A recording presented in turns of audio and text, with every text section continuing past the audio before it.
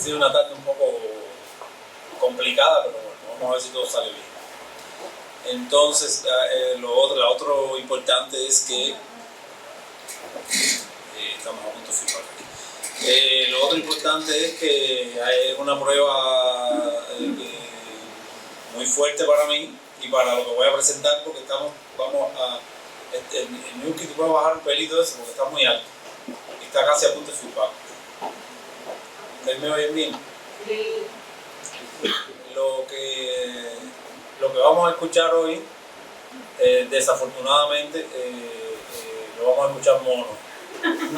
Entonces, es una prueba más de la compatibilidad mono, que mis estudiantes todo el tiempo saben a qué me refiero, y a los que no sepan, les puedo ayudar después un poco más tarde quizás, aclararle bien de qué se trata y por dónde va la cosa.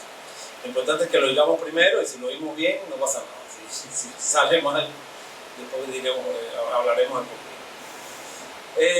Yo sé que no va a salir mal, pero bueno. Entonces, yo quiero hacer más que una conferencia o como se llame o como se diga, un conversatorio, donde quiero hablar acerca de mi experiencia en cuanto a las grabaciones en estudio y las grabaciones en vivo, ¿no?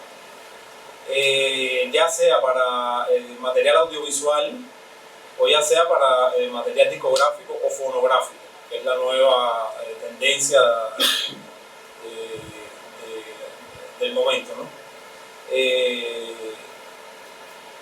Desde que existía la tecnología analógica, el mundo de la grabación en estudio y la grabación en teatro, en locaciones cerradas, sobre todo en locaciones al aire libre, iba de la mano. O sea, eso no es algo que ocurre ahora que vivimos en un mundo completamente digital, sino desde esos años. Yo recuerdo que mi tutor, John Fausti, en una de sus visitas a Cuba, John Fausti es, para los que no conocen, uno de los ingenieros más importantes de la música latina de los últimos años. Espectacular ingeniero de grabación, espectacular ingeniero de sala, tiene muchos Grammys, muchos premios. No vamos a llamar, no vamos a catalogar los premios en específico. Ha tenido muchos premios y sobre todo fue una de las figuras icónicas en la salsa de los años más importantes de la música latina desde los años 70.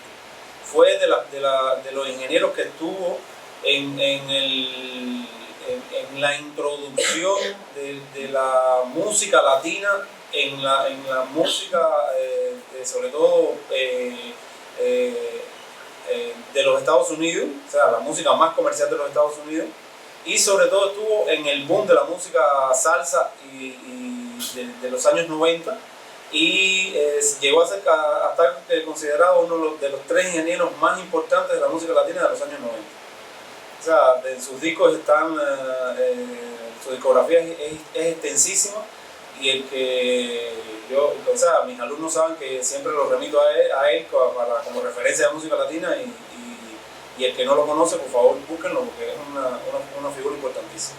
Bueno, John nos hacía el cuento cuando vino a Cuba. John vino a Cuba y nos dio los cursos sobre consolas SSL, porque él era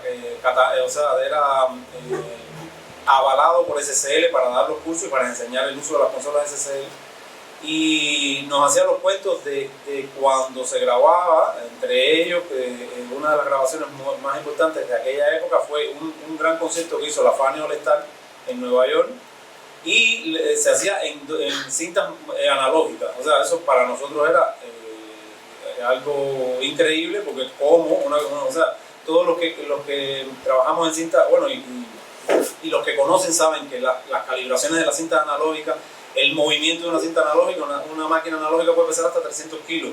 O sea, de qué manera se podía grabar en cinta analógica, y aparte como él nos explicaba, grabaron hasta 48 canales analógicos.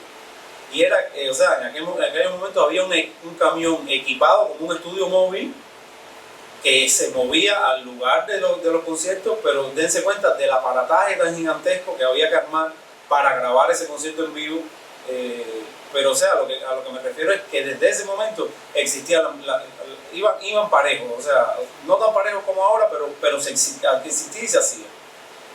Nunca se me olvida la cifra que en aquel momento John nos dijo que creo que el camión, el costo del estudio móvil, de rentar el estudio móvil, que dentro de ese camión había una consola, una SSL, para poder grabar 48 canales, imagínense la consola, es casi como la consola de Adala del Estudio 1,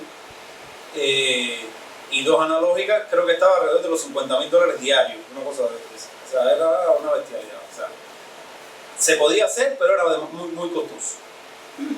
¿Qué sucede?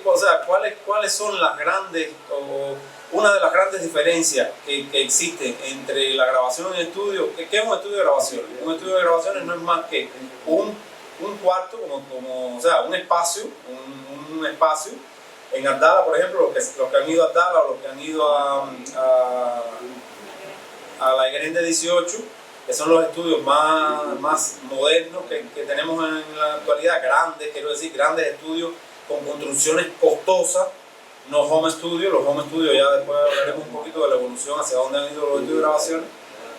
Esos grandes estudios no son más que 4 paredes que se hacen para aislar un espacio del exterior, y a partir de esas 4 paredes hacia adentro se construye un sistema de aislamiento acústico que hace que el estudio de grabaciones sea un espacio que tenemos controlado acústicamente para poder ejecutar instrumentos, grabar instrumentos.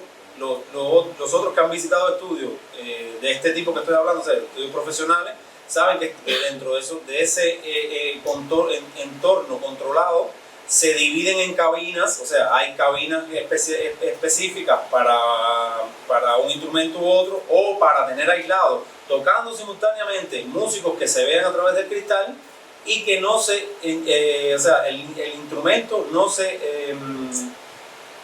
me olvida la palabra se filtren los instrumentos de un instrumentista, no se filtren por los micrófonos del otro instrumentista. Aparte de eso, en el estudio de grabaciones que tenemos los famosos paravanes, que cuando los músicos insisten muchas veces en que quieren grabar juntos, tenemos la posibilidad de poner paravanes que los aíslan o semi-aíslan de esta misma filtración entre un músico y otro. ¿Qué diferencia un estudio de grabaciones a grandes rasgos de un teatro? Que en el teatro es un ambiente controlado, ¿verdad? Pero es un ambiente acústicamente controlado y tratado no para grabar, es un ambiente acústicamente controlado y tratado para que el público disfrute de una presentación que va a ser hecha en un escenario. O sea, nada que ver con una grabación. En el escenario, como los que han podido trabajar en teatros cubanos, hay teatros que son muy vivos encima del escenario. Por ejemplo, el Teatro Nacional, en la actualidad, la sala grande del Teatro Nacional, los rebotes que hay encima del escenario con respecto a que vienen de la sala, rebotes le decimos a las reflexiones de los instrumentos que se ejecutan encima del escenario, son gigantescas. Quiere decir que eso es un factor en contra cuando decidimos hacer alguna grabación en vivo en ese lugar.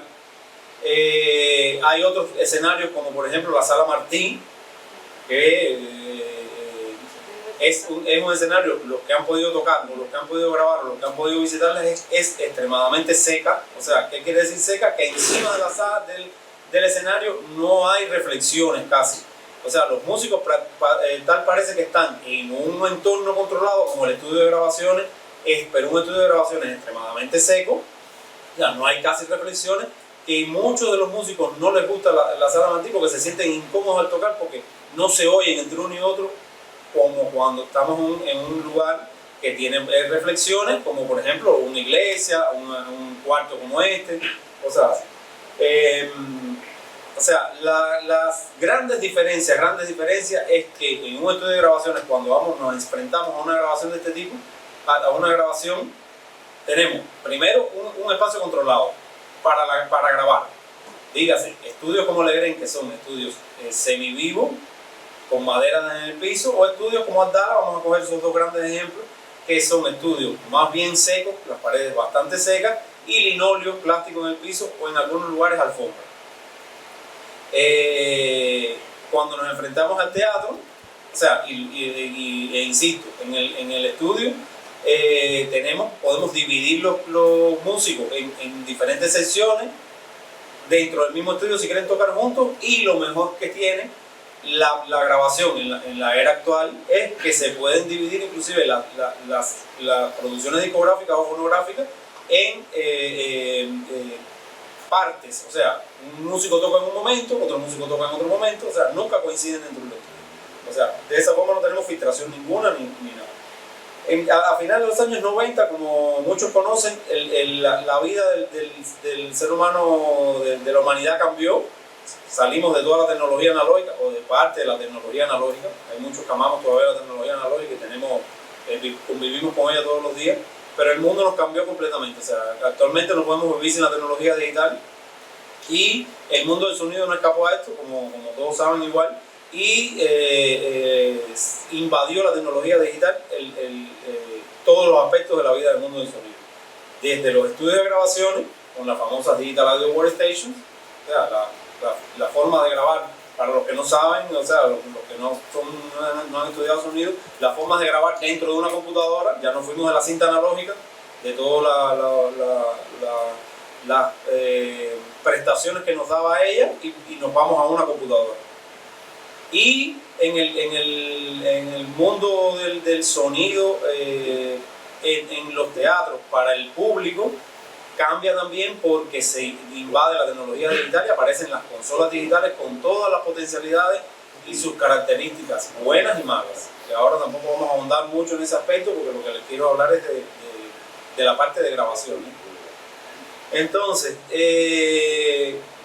o sea, ya vimos que cuando nos enfrentamos a un proyecto fonográfico tenemos unas características con las cuales convivimos, y cuando nos enfrentamos a un proyecto de grabación en vivo de un concierto tenemos unas características especiales, que es que todos los músicos tocan en un mismo espacio. El sonido de un instrumento se va a colar, se va a filtrar por los micrófonos del resto de los instrumentos, eso indudablemente. ¿Con qué más lidiamos cuando grabamos en vivo? Digamos, en un ambiente controlado, como un teatro, con los monitores. O sea, los músicos necesitan oírse. La mayoría de los músicos no les gusta oírse por in-ears. ¿Por qué no les gusta oírse por in-ears? Porque muchos ya sí se han acostumbrado, pero, o sea, generalmente en los conciertos en vivo, muy pocos músicos usan cascos grandes que lo aíslen del ambiente que está a su alrededor, ¿no? Y los in-ears son audífonos pequeños donde esa ejecutante que tú tienes alrededor tuyo en el escenario, tienes una mezcla de ellos en los audífonos, pero a muchos de los músicos no les gusta mucho eso, porque no conviven en el escenario, o sea, no oyen los instrumentos en vivo, y además la calidad de esos audífonos generalmente no es buena.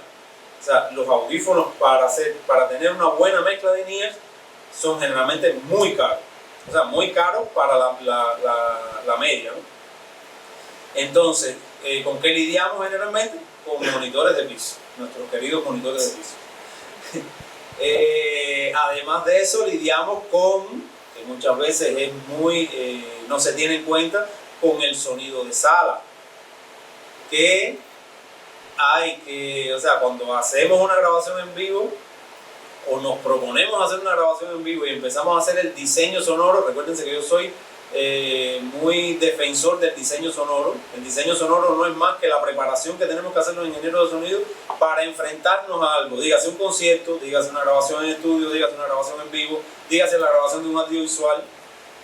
Cuando nos enfrentamos al diseño sonoro de una grabación de un concierto en la sala, tenemos que pensar y hacer equipo importantísimo con el ingeniero de monitores, que es una de las personas que más daño puede hacer en una grabación en vivo en un teatro, y con el ingeniero de sala, que generalmente también puede hacer mucho daño a la grabación que logremos al final, porque insisto, las reflexiones de la sala influyen y son recogidas por los micrófonos que están encima del escenario. ¿Me entendieron hasta ahí? ¿Está claro? ¿Me entienden? De lo que quiero hablar, de lo que hablo, ¿no? Entonces, esas son algunas de las cosas que tenemos que tener en consideración. Otra cosa importantísima que tenemos que tener en consideración cuando nos enfrentamos a una grabación en vivo, y es de las diferencias más grandes que hay con la grabación en estudio, es que si vamos a hacer un audiovisual, tenemos que hacer team con el equipo de filmación del audiovisual, que generalmente piensan solamente en la parte de filmación y muy pocas veces nos tienen en cuenta nosotros como ingenieros y con la participación y necesidad nuestra de colocación de micrófonos, de los micrófonos que tenemos que usar para lograr una buena captura del sonido de los instrumentos, etcétera, etcétera. Que a esa parte es interesante, es importantísimo también hablar un poquito, porque cuando estamos en el ambiente controlado de estudio tenemos una vasta microfonía que podemos usar. Imagínense que estemos en el mejor estudio del mundo, Abbey Road, los mejores micrófonos, los vintage, todo lo tenemos a nuestra disposición. Tenemos micrófonos. Los que no conocen, los que no sepan, me dicen y yo explico un poquito las características de cada micrófono. Pero podemos tener micrófonos dinámicos, de cinta, de condensador, de a tubo, micrófonos vintage, micrófonos con cápsulas grandes, micrófonos con cápsulas pequeñas, estilo lápiz. Cualquier de ese tipo de micrófonos podemos manejar en dependencia del sonido que queramos lograr y el diseño sonoro que queramos para el producto que queremos. Cuando vamos a hacer algo en vivo, ya tenemos que empezar a pensar en que micrófonos de cápsula grande recogen más sonido que micrófonos estilo lápiz. Pensar también en la direccionabilidad de los micrófonos. ¿Qué quiere decir eso? En la forma en que los usemos, recogen más sonido ambiente o menos sonido ambiente. Tenemos que pensar además en micrófonos dinámicos, porque los micrófonos de condensador recogen más rango dinámico. O sea, son otras las características y otros los pensamientos que tenemos que manejar, y más, insisto, si lidiamos con las personas de video que nos dicen, ese pie no puede estar encima del trono porque me molesta, porque cuando yo hago el tiro de cámara que viene del techo con una grúa, se me pone delante de la cara del percusionista y no me gusta. Entonces ahí hay que romperse la cabeza. Siempre les pido por favor que cuando vayan a hacer algo de esto, todo se resuelve conversando, o la mayoría de las cosas se resuelven conversando. Nunca fajarse, porque nunca en un trabajo en equipo es bueno, y mucho menos con video, porque al final dependemos todos de todo, y al final lo importante es el trabajo final, ¿no? Entonces, o sea, son muy diferentes los dos mundos, muy diferentes. En la actualidad, o sea, otra de las cosas importantísimas y que muchas veces no se tienen en cuenta,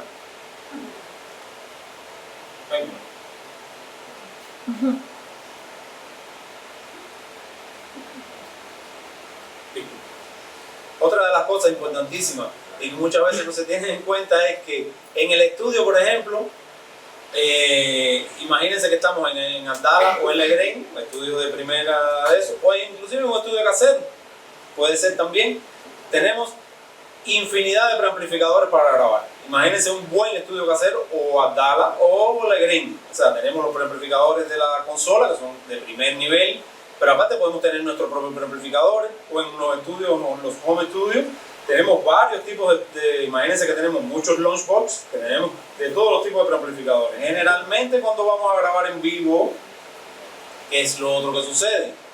Tenemos que coexistir con el sonido, como dije, monitores y sala, que en los años de la era analógica era complicadísimo. ¿Por qué era complicadísimo? Porque había que tener un splitter, no me dejará mentir Benítez, un splitter analógico. ¿Qué quiere decir un splitter analógico? Un aparato no es la palabra, un dispositivo es la palabra, que nos permite dividir la señal en varias salidas para que se alimente la consola de monitores, que es la que se encarga de que los músicos, eso sí está claro, ¿verdad? El monitor se encarga de la mezcla que van a tener los músicos en el escenario o en su oído. La sala se encarga de tener la señal limpia para hacer una mezcla para el público. Y aparte había que tener una manguera de 48 canales, o sea, 3 mangueras, que la tercera era para el sistema de grabación, que podía ser uno nada más, en la mayoría de las veces. Esos splitters tenían que tener características especiales porque tenían los mejores, tenían que ser a transformador, ¿no es verdad, Benny? porque si no la pérdida de la calidad de la señal influía en todos los 3 procesos que tenían que ver con el concierto. Entonces tener, sobre todo en Cuba, un splitter a transformadores era dificilísimo conseguirlo para grabar. En la actualidad, la tecnología digital ha venido a mejorarnos esa situación.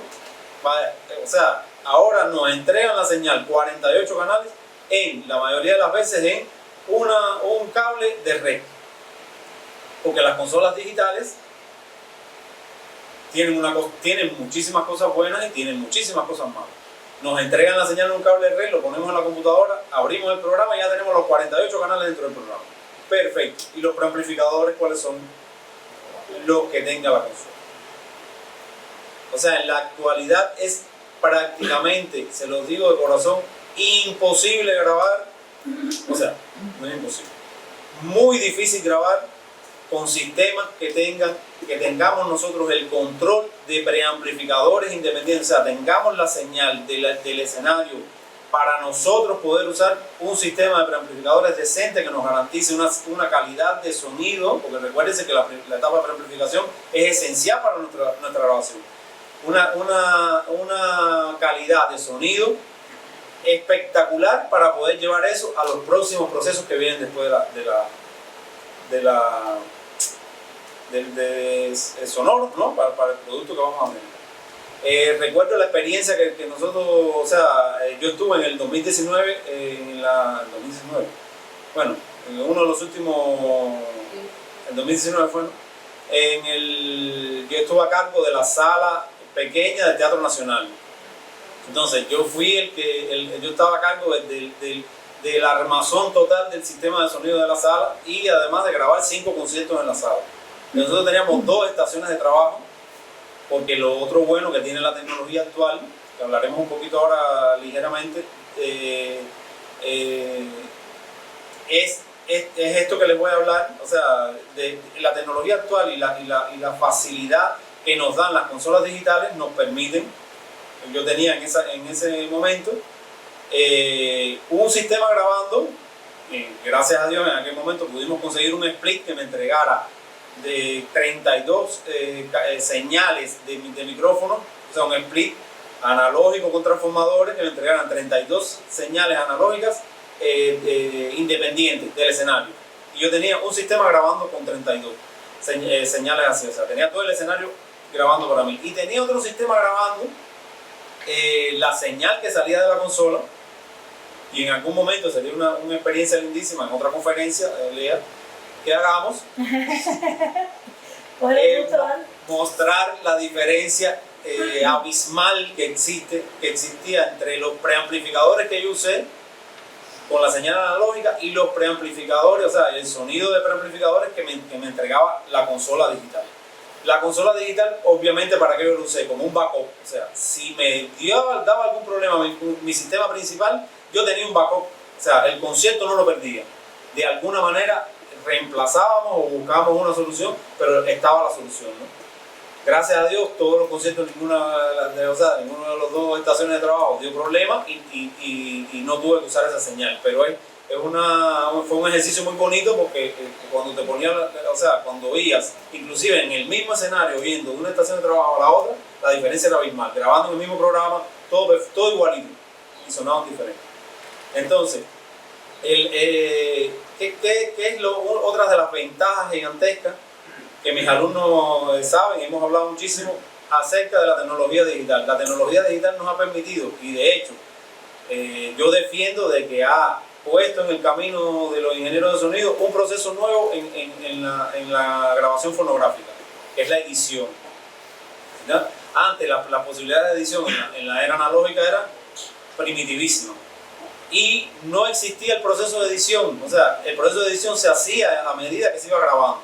Tú, si tenías una buena toma y tenías del puente hacia adelante, se iba a hacer se iba a coger de la segunda toma, tú inmediatamente cogías la cinta y la picabas y la empatabas, porque si no se probaba de que funcionaba, había que volver a hacer otra toma entera.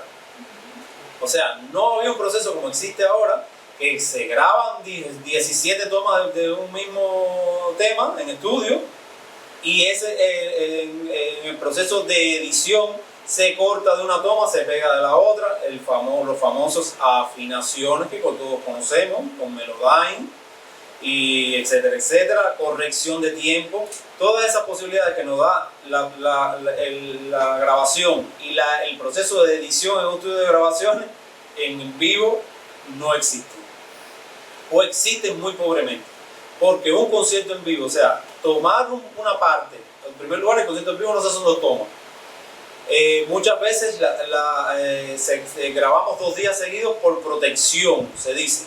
Yo no he hecho hasta el momento ningún concierto en vivo que haya grabado 2 días seguidos por protección que el segundo día se use, para nada absolutamente, ni la toma del otro día que sincronice con jamás, o sea, eso es prácticamente nulo. Y lo otro que sí, el proceso de edición ayuda mucho, entre comillas, en la grabación en vivo, es que podemos quizás corregir algunas cosas que sean evidentemente estén muy mal, pero o sea, el riesgo a intentar corregir algo en edición es muy grande, porque recuérdense que todo está o sea, filtrado unos instrumentos por otros. Tenemos además algo con lo que no contábamos y que es importantísimo y que muchas veces subestimamos, que es, o sea, de hecho hay ejemplos en nuestra vida, en mi vida que conozco, es el sonido del público. O sea, tenemos además los aplausos, los ambientes, que son importantísimos registrarlos y son importantísimos usarlos, porque si grabamos un concierto en vivo sin aplausos, no existe. Y no, o sea, un concierto en vivo con las personas aplaudiendo y que de pronto se oiga el Madison Square Garden, o sea, no es la opción. No es la opción, ni vamos a cogerlo de una biblioteca y lo vamos a poner a importarlo y ahí mismo le hacemos fade in y fade out. Eso, la mayoría de las veces, se los digo, no funciona. Soluciona problemas, pero no es la realidad. La realidad es captar lo mejor que podamos los ambientes del público. Importantísimo también el lugar donde ubicamos, qué micrófono ponemos para el público, porque generalmente los micrófonos van a estar delante de los speakers, o sea, de las bocinas que suenan para el público. ¿Qué cantidad de nivel van a recoger esa bocina del público? Gigantesco. O sea, las diferencias entre una grabación en vivo y una grabación en un teatro son grandísimas. No sé si me entienden hasta ahora, si me hago explicar. Entonces, esto se complica un poquito más, les dije, cuando entra la parte de video. Y se complica un poquito más cuando, o sea, se complica un poquito más cuando el ambiente donde vamos a grabar, o el lugar donde vamos a grabar, que va a ser mi último ejemplo del día de hoy, no es el teatro. O sea, no tenemos un ambiente controlado, ni acústicamente, ni sonoramente, ni de ninguna manera. Por eso hablaremos después otra vez. No los quiero atormentar mucho, pero hay varios escenarios también que son importantísimos, y nuestra experiencia en estudio no funciona, y el diseño sonoro es espectacular, o sea, tiene que ser muy bien pensado y muy bien planificado.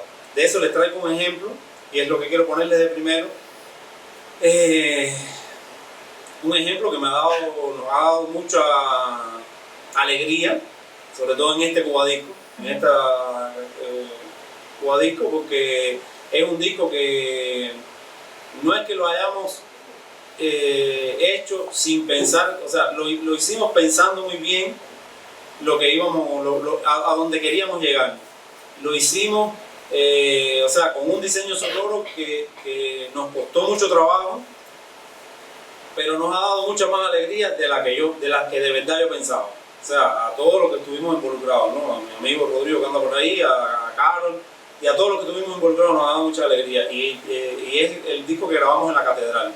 Es un disco en vivo, o sea, un disco que se graba en un ambiente que no es controlado como el estudio, que además es grabado en la Catedral de La Habana, que tiene un tiempo de reverberación de casi 5 segundos, y en el cual se graba con una orquesta que, o sea, es música barroca, Y la posición de los músicos, esa es otra de las cosas que les quería comentar, y la gran diferencia. Por ejemplo, cuando grabamos en estudio, nosotros, como grabamos por sesiones o grabamos con los músicos, por ejemplo, ponemos el drum en el lugar que querramos, ponemos las percusiones en el lugar que querramos, después las ubicamos en el campo sonoro, en el LIR, donde nosotros nos dé la gana en la mezcla. Cuando grabamos algo en vivo, cuando hacemos un concierto, grabamos un concierto en vivo, la posición de los instrumentistas es esencial, porque vamos a estar no solo recogiendo, a lo mejor no es ni siquiera para un audiovisual, pero desde el punto de vista sonoro vamos a capturar ambientes que van a recoger la posición de ellos, y no podemos poner, por ejemplo, en el caso que yo estaba hablando, los ambientes de... Bienvenido allá. Buenas tardes. No quise interrumpir. Yo tampoco, te quise saludar. Por ejemplo, en el caso que les decía, de cuando grabamos en la catedral, la orquesta tenía una posición y grabamos unos ambientes para recoger todo el sonido bello ese de reflexiones de la catedral, y que además tenían que ver con la época. Cuando vamos a llevar al final, a la mezcla, a señales LIR, tenemos que respetar esa posición, porque si variamos la posición de alguno de los micrófonos, de los instrumentos que están de micrófonos más cercanos, va contra los ambientes, y eso hace que haya problemas con la fase, cambio de posiciones. O sea, no es el camino. O sea, tenemos que pensar bien, y es por eso que el diseño sonoro en discos como este es esencial e importantísimo. Este es uno de los ejemplos que les tengo para que ya dejarnos un poquito descansar de mi muelo.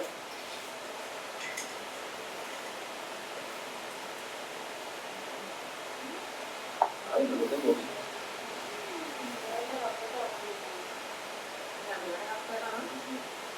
No.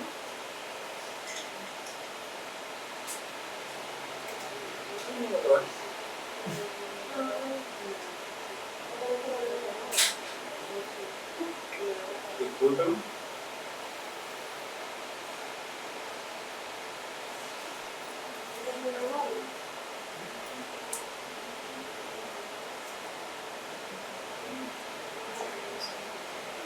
No.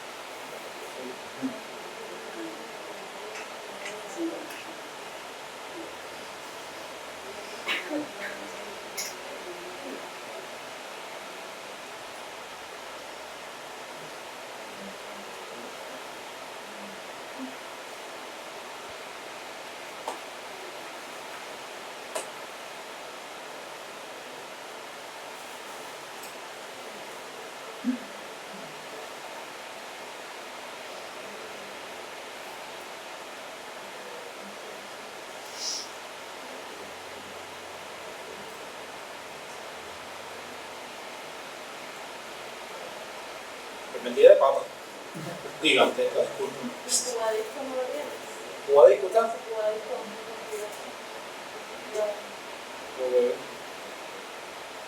no. Ah, sí, aquí está. Gracias, Caro. Gracias. Gracias. Una vez más.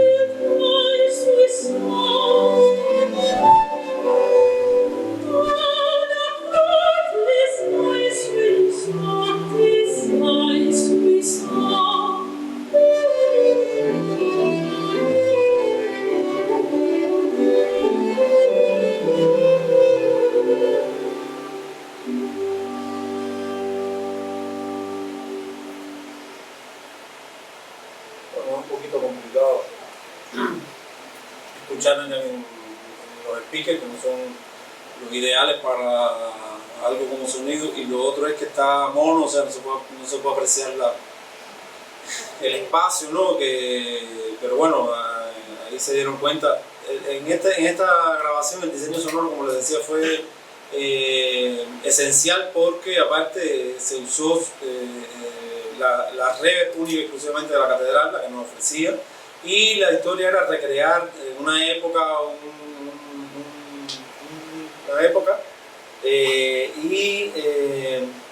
lo otro es que cuando lidiamos, o sea, cuando hacemos este tipo de grabaciones que no vienen acompañadas de audiovisuales, tenemos un poquito más de libertad en como los viejos, o sea, el diseño sonoro que se hacía cuando había pocos recursos de grabación, digamos, las grabaciones de Benny Moré, que era, o sea, ubicar la fuente sonora en dependencia de su emisión, de la cantidad de sonido que emitieran y de la fuerza que tuvieran. Por ejemplo, las voces las tuvimos que poner un poquito más atrás, ¿me entienden, no?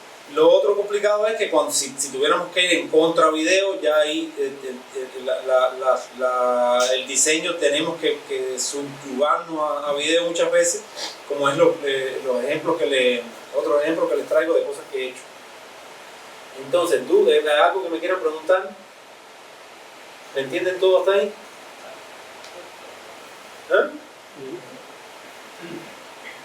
Otra de las características otra de las fórmulas que tenemos y por las que, o sea, de mi experiencia de grabaciones en vivo ha sido como la unión de las dos grandes escenarios que les he hablado, ¿no? Que es hacer un audiovisual dentro del estudio de grabación. O sea, audiovisual o conciertos en vivo, sin video, ¿no? sin que forme parte del producto final la imagen.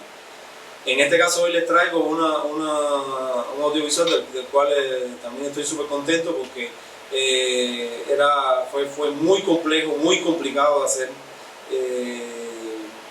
Fue un proyecto grandísimo que implicaba tener en el estudio un montaje muy grande de músicos, no grande porque fuera una banda muy grande, sino porque el proyecto era muy complejo. De hecho, llevaba dos drums, Ronnie Barreto, drummer negrito, él giraba en su silla y tenía acceso a un formato, a un drum set, y cuando giraba al otro lado tenía otro drum set. Y entonces, en dependencia del estilo de música que quisiera hacer, él tocaba en un lugar o en el otro. Y tenía un set de músicos en cada lugar. O sea, y a su vez era filmado, o sea, estábamos contra cámaras que se estaban moviendo en un estudio que a la vez fue complicado porque no es un espacio tan grande como el escenario de un teatro. O sea, el escenario del Teatro Carlos Mar es gigantesco, mientras que el estudio tiene, ya para hacer un tipo de audiovisual de este tipo de producción, es bastante pequeño, porque aparte se aforaron todas las paredes. O sea, fue un proyecto muy complicado, pero es como la unión de los dos mundos. O sea, es hacer un audiovisual dentro de un espacio controlado como el estudio, que es la parte buena, o sea, y además sin público. O sea, no contábamos con el público, pudimos controlar los monitores, porque como era un estudio de grabaciones, se usaron monitores, algunos monitores de piso, pero otros monitores eran audífonos, porque la producción del audiovisual lo permitió. Tuvimos que ceder mucho, como los tiros de cámara eran complicados con la microfonía que se usó, pero siempre se llegó a consenso. Entonces quiero presentarles un tema que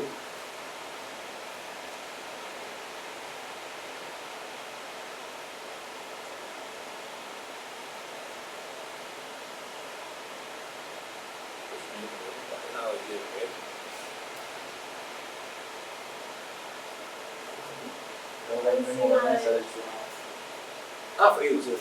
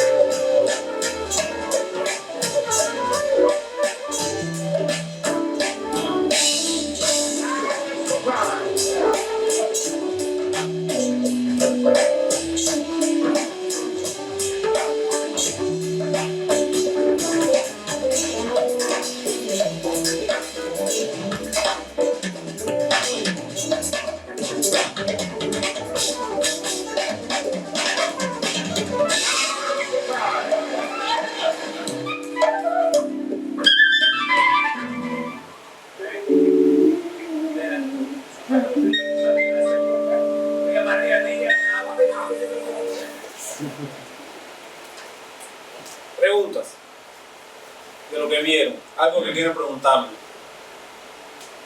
¿Quieren preguntar? No, dígame.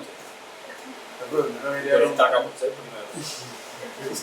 cuadra eso. No, la pregunta es sencilla, el micrófono no, desde el medio estaba aludiendo a la voz que estaba, a la voz en off. Sí, la voz, o sea, una de las características que tiene o sea, que nos permite este tipo de producción es que esa voz, ese micrófono en medio, o sea, alude a la voz de Martin Luther King de uno de sus últimos discursos que habla acerca de la libertad, por eso el tema se llama Freedom, y es como la representación de si él estuviera participando del tema de lo que ellos crearon alrededor de él. Ese micrófono, desgraciadamente y desafortunadamente, no servía. O sea, era solo puesto desde el punto de vista visual, porque es un micrófono espectacular que hubiera sido, de que estuviera en el medio como ambiente, hubiera sido algo grandioso, pero desgraciadamente estaba solo de adorno. O sea, de adorno, no, Y la otra pregunta que quería hacerle al profe era que, pues sí, empezó el tema con un bajo acústico, pero o sea, me di cuenta que el tema se mantuvo con el mismo fraseo del bajo, pero después saltó para un simple. ¿Cuál fue el tratamiento que usted le dio teniendo en cuenta que es el mismo bajeo?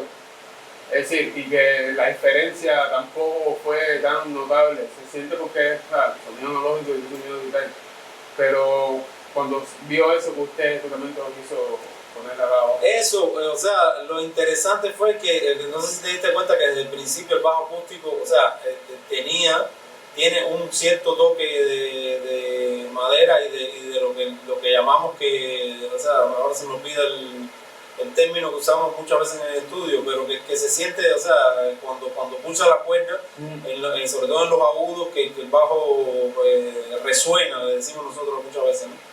Y ahí es donde te das cuenta que es un bajo acústico, pero desde el principio le dimos un tratamiento como bien pesante abajo, porque venía lo otro, o sea, el otro bajo detrás, al final, que es un bajo que de por sí no es de tipo de música acústica, o sea, tiene más que ver con otros tipos de música, con beats y cosas electrónicos.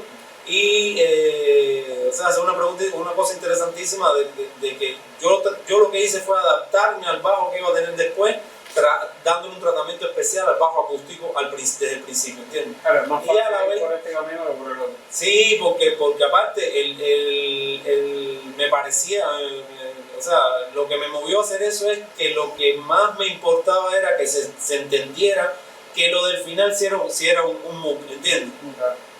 Porque si lo hacía al revés, se podía malinterpretar de que no estábamos tratando un timbre de MOOC, sino estábamos simulando un bajo acústico con un sampler, ¿entiendes? Por decirlo de alguna manera, que podría haber sido el camino también, ¿no?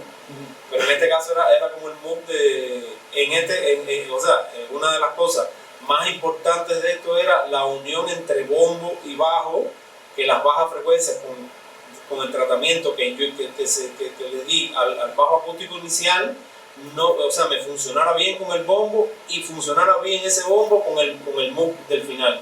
O sea, las bajas frecuencias son complicadas en ese sentido cuando te pasas un pelito, ¿no? Oírlo por estos speakers y en mono hasta yo mismo me impresioné conmigo mismo porque me ha gustado, ¿no? O sea, me di cuenta que no metí la pata en mono, ¿no? O sea, que no lo hice tan mal. O sea, este es uno de los trabajos que más yo estuve muy contento, costó mucho hacer ese proyecto. O sea, desde el punto de vista, sobre todo de preparación y de lograr ese sonido en estudio, ¿no? Casi las mezclas fueron muy fáciles, porque lo que queríamos lograr lo logramos desde un inicio. No sé si se dieron cuenta que es un si quieren, déjenme ponerme un momentito. Exacto. Ustedes se dieron cuenta, lo voy a poner sin sonido para ir buscando imagen. O sea, ya caramba, disculpen. Aquí, ¿puedo andar un poquito en técnica? ¿Sí? O sea, aquí Adelito normalmente tocaba, no sé si se dan cuenta, en estos 3 micros, ¿verdad? 3 micros que en este caso yo ese tratamiento lo verán en muchos de mis audiovisuales en vivo y que se hacen en teatro, porque es una de mis técnicas más usadas para lograr, porque Adelito tenía 4 congas en casi todos los temas. Entonces, es una de mis técnicas más usadas para lograr que esas 4, tener el sonido de esas 4 sin que interfiera con cámara, porque como ven, puso un solo pie de micrófono. No tengo 3 pies de micrófono. En segundo lugar, porque son micrófonos que son súper versátiles, casi direccionales, bastante direccionales, no me recogen de alrededor. Son micrófonos de condensador, quiere decir que tengo un poder de sonido bueno a través de ellos. Pero como se dan cuenta, ahí no hay nada, o sea, no tengo las 3 congas, ¿no? Es lo que está tocando el batá. Los 2 micros están en el batá, pero decidí dejar eso porque es como hizo tantas misceláneas en ese tema, unos tambores por allá, todas los cascabeles, o sea, era un set y ya lo usé como un ambiente de ese set, ¿verdad? Todas estas cositas. Y lo otro es que les quería enseñar, que me resultó interesante, es que, no sé si se dieron cuenta, cuando está Ronnie, que Ronnie tiene unos platos detrás de él. O sea, la posibilidad de hacer esto en estudio nos permite tener... Sí, nos permite tener... Tenemos que hacerlo por aquí. La posibilidad de hacer esto en estudio nos permite tener un Manley en el bajo acústico. En vivo es imposible tener un Manley, o sea, muy difícil tener un Manley en primer lugar porque es imposible de asumir económicamente. En segundo lugar porque es muy peligroso tener un Manley, sacarlo de un entorno, o sea, de un micrófono muy frágil. Y en tercer lugar porque el Manley es un micrófono que recoge mucho alrededor de él, y en un escenario, si decidiéramos grabar el audiovisual en un escenario con público además, va a recoger mucho más que lo que vamos a tener de bajo acústico. Y no sé si ven a Ronnie con los platos detrás, eso es cuando él se gira, tiene el otro set del otro lado, que en este caso, por decisión del audiovisual, toda esa parte está en oscuro, o sea, no se ve nada del otro drum, nada más que los platos porque brillan con él. Pero ese es como el centro del audiovisual. ¿Algo más que me quieran preguntar de esto? No. No me llama la atención más nada.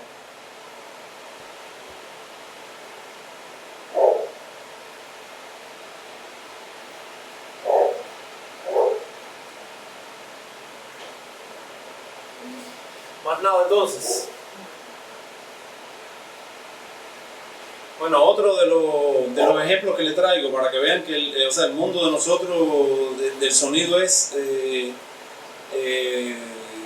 precioso. Ustedes saben que yo soy fanático del sonido y de las potencialidades que nos ofrece y de los colores y de todo. Pero una de las características de nuestra carrera y de nuestra profesión es que muchas veces nos enfrenta a retos que son inimaginables y en algún momento ni nos imaginamos que podíamos llegar, ¿no? Otra de las cosas que les traigo es uno de los discos que llegó a mí, no fue grabado por mí, es un audiovisual, fue filmado en uno de los escenarios más importantes del jazz europeo, que es Marciac, una ciudad un pequeño pueblo de Francia, uno de los festivales más importantes que es Jazz in Marciac. Yo he podido hacer, gracias a Dios, 2 veces sonido de sala en ese festival y es uno de los festivales más impresionantes que hay por el público, por la técnica que existe, por las posibilidades. Una anécdota que quiero hacerles es que, por ejemplo, Jazz in Marciac, tú tocas una noche y al otro día por la mañana, o sea, duermes en un pequeño hotel que queda cerca el escenario de Jazz in Marciac, que está en el medio del campo. Vamos a empezar por ahí. Duermes en una un pueblo y al otro día, cuando ya recoges tus maletas y te vas temprano, te entregan en tus manos el DVD del audiovisual que hicieron de tu concierto de la noche anterior. O sea, todas las noches filman con cámaras fijas con cámaras que no están, o sea, no es igual que esto, que es un diseño de cámara para un audiovisual en específico. Es un diseño de cámara para un festival. No sé si me entienden la diferencia. Ellos no se entrometen con el diseño que tú hagas sonoro, no se entrometen con tu microfonía, sino se adaptan a tu microfonía y te entregan un audiovisual al otro día con lo que sonó y con las imágenes que ellos lograron captar en tu mano y editado. Por decirlo de alguna manera, rústicamente, pero es un audiovisual de tu concepto en marcial. No es comercializable, o sea, tú no puedes llevarlo a las redes porque el derecho de esa comercialización es de ellos, a no ser que tú lo negocies, que es el caso de lo que sucedió esta vez, ¿no? Yo tengo con Chucho, los que me conocen saben que tengo varios premios con Chucho. Uno de los premios es este proyecto, pero este proyecto llega a mí grabado por alguien, o sea, por las personas que grabaron en marcial. Yo no tuve acceso ni a ninguna decisión acerca de lo que sucedió el día de esa grabación, ni la microfonía que se usó. Verán en una microfonía, he hablado mucho ahora acerca de microfonía dinámica para los conciertos. Verán aquí la gran diferencia de microfonía y el poder que existe en ese festival por las capacidades técnicas que tiene, ¿no? Entonces llega a mí para mezclar contra video lo que se hizo en el festival. O sea, Chucho obviamente entró en un arreglo y ellos le permitieron hacer un disco con su presentación de este proyecto en marcial. Ese disco fue, por supuesto, a competencia y es uno de los Grammy que tengo yo con Chucho, ¿no? Entonces, lo que quería enseñarles es que la vida nos da satisfacciones porque en este tema que les quiero enseñar, a ver si lo encuentro, porque aparte lo que tengo es la tira entera, hoy la presentación mía ha sido desastrosa, eso lo mejoraré. Del tema que les quiero enseñar es un tema con el cual yo hice con Chucho un disco en estudio.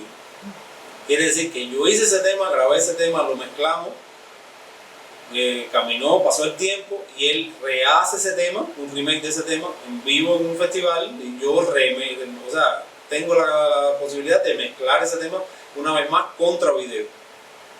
O sea, lo otro que les quiero decir es, o sea, en otro momento hablaremos un poquito más, pero otra de las cosas que tiene grabar en diferencias grandes entre grabar en estudio y grabar para un audiovisual propiamente dicho, o sea, música en vivo para un audiovisual, es que tenemos la posibilidad de mezclar contra video en un momento determinado. ¿Qué quiere decir mezclar contra video? Que nos entregan la tira de video, el que lo sepa sabe de qué hablo, y el que no me entiende un poquito, y nosotros montamos esa tira de video en nuestra sesión de mezcla y vamos mezclando contra lo que va pasando en video, que muchas veces las decisiones de mezcla vienen dadas por lo que tiene el video, por poner un ejemplo. O sea, no es que sean decisiones, cambios drásticos, pero si hay un efecto de las tumbadoras, como no sé si vieron ahorita que Adelito hace un efecto con una de las, creo que es un bongo o algo que tenía, ese efecto tenemos la posibilidad, como lo estamos viendo visual y que lo está captando la cámara,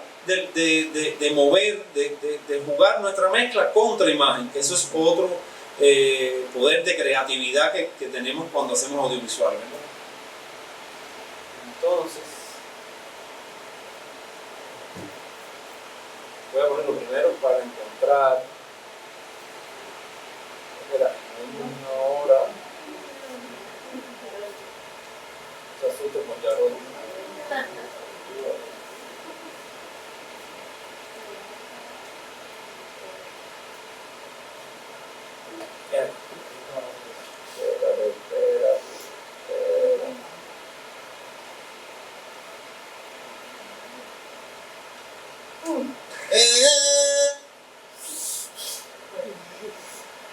Fatal con los medios de mejorar eso de disculpa.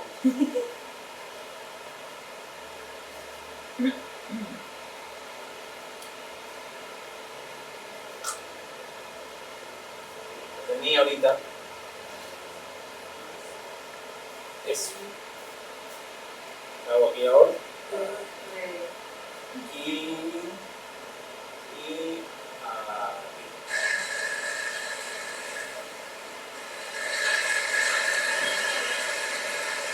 También se me ocurrió escribir un mambo comanche, un mambo a los indios comanche.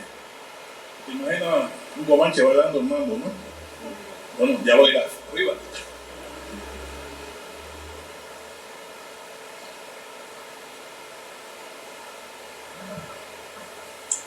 Iba Lofi, Yuba Chokwa, Yubirawo, Yubiragere, Yubagere, Yuba Loro, Iba ye Tonu, Opa Puro Moanya, que Timbere Singaramu.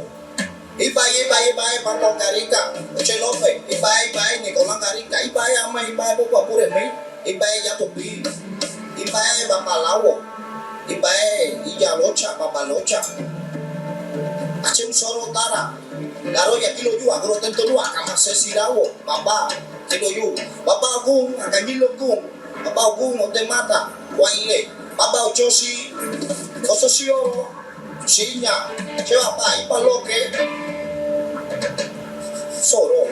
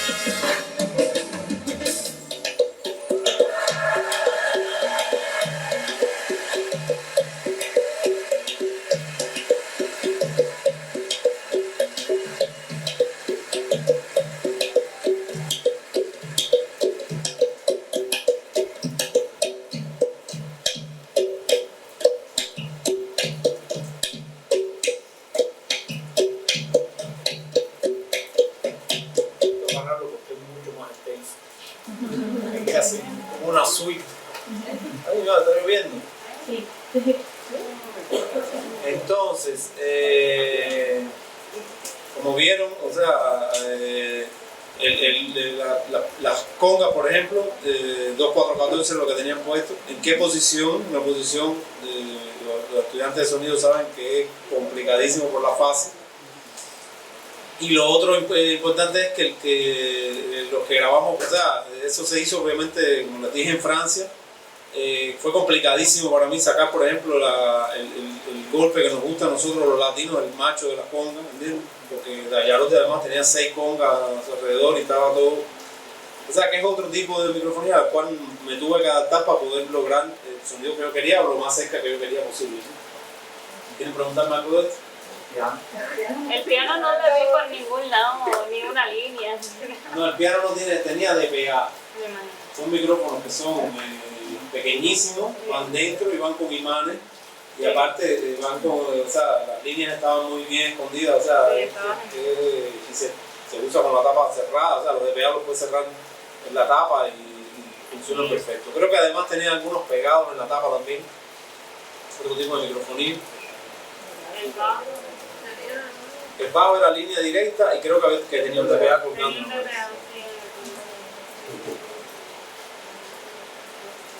Entonces, por último, quiero hablarles y enseñarles uno de los temas que les hablaba ahorita, que todo está muy bien y muy bonito, teatro, pues, estudios, audiovisuales, grabaciones en vivo, pero cuando no tenemos ambientes controlados, la cosa se complica un poquito más. Y hay veces que bastante.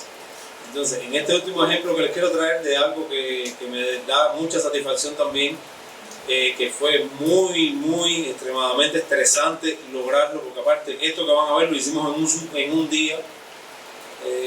Se montaron 2 locaciones, una de ellas fue un solar de La Habana Vieja para hacer un audiovisual dentro del solar. El solar no se controló para nada, o sea, las personas si verán cuando a medida que vean el audiovisual, eso se hicieron 4 tomas porque la luz del sol se nos iba. O sea, se hizo, yo creo que se hicieron 3 tomas nada más o 2 tomas, porque la luz del sol se estaba ya agotando dentro del espacio y no se había iluminado como para grabar sin luz del sol, ni era la intención tampoco.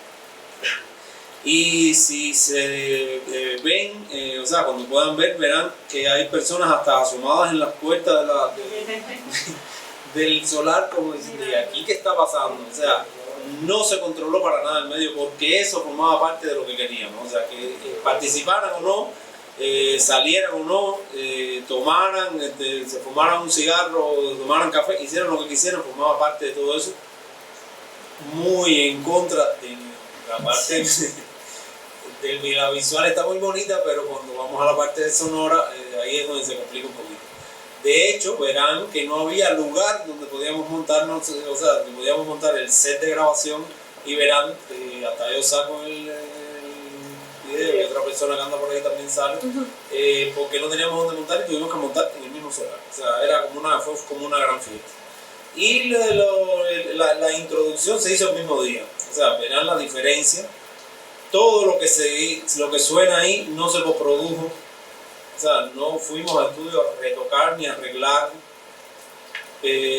porque además verán que los músicos son excepcionales, espectaculares, y además porque no era la intención era tener lo más natural y fiel posible lo que se quería hacer, pero fue un diseño sonoro y algo muy complicado de lograr, y quiero mostrárselo para que después hablar un poquito más, o sea, que me pregunten. Master, o sea, verán,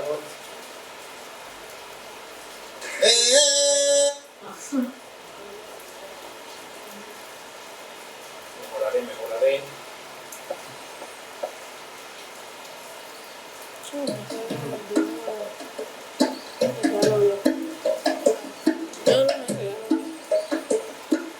El va a estar grabado ahí.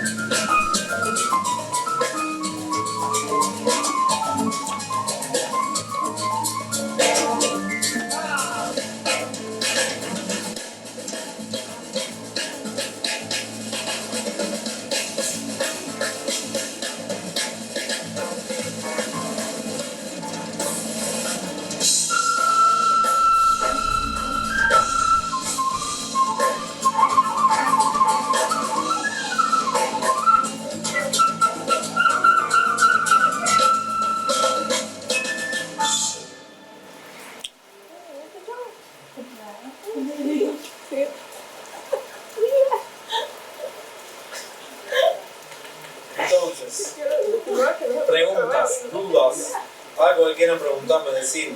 Yo me podría hacer una pregunta. Digo, Bueno, para variar. No me pasa nada, está perfecto. Digo. Bueno, pues tu pregunta es algo loca, pero quería preguntarle, ¿de dónde sacó electricidad para... ¿En qué casa?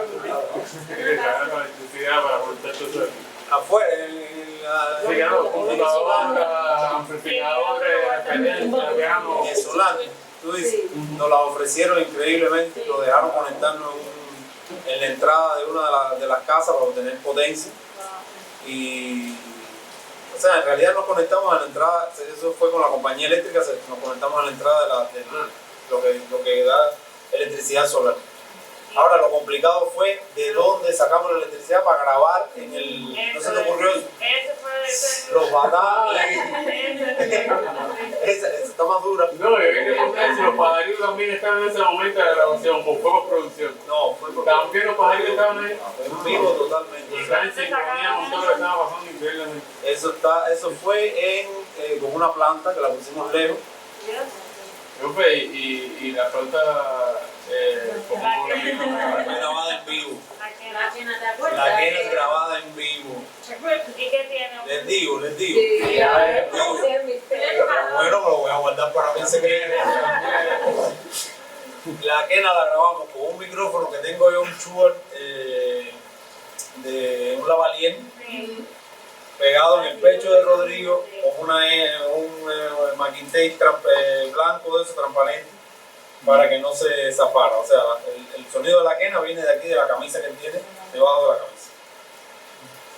Además está decir que cada vez que cambiamos de toma había que quitar todo aquello porque el sudor que le quita, no es del negro, el tape negro tú lo pones y no se cae, pero el tape negro no se pilla porque la camisa era blanca.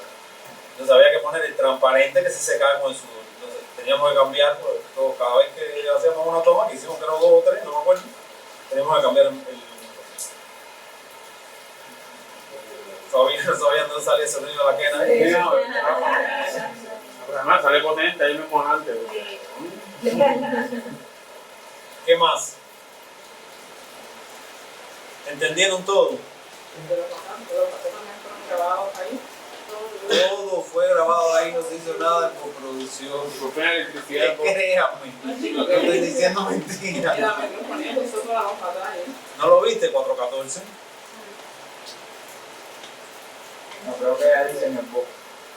En el bosque, no me acuerdo que usé. Lo buscamos a ver. Sí, no, eso aquí en el bosque. En el bosque, ya me acuerdo, en el bosque usamos no me acuerdo qué micros eran, pero los cogí a la tril del batá. Porque lo ideal hubiera sido unos DPA o algo así, pero no tenía que mover. Todo el bosque fue a las 5 de la mañana, contamos desde las 4, para coger exactamente la puerta de la salida del sol. Entonces se dieron cuenta que la cámara coge cuando atraviesan los rayos del sol, la parte de atrás de Rodrigo, así, como la silueta, ¿no? Fue exactamente esa hora y nada más que se pudieron hacer 2 tomas porque ya el sol después. No salían esas 2 tomas. No quiso esperar. No. Y después corriendo para solo para montar. Oye, presupuesto. Vieron la gente asomada a la puerta. Entonces, ¿qué otra pregunta?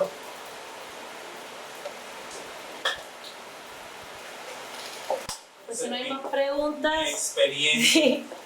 Si no hay más preguntas, solo agradecerle al profe por la charla.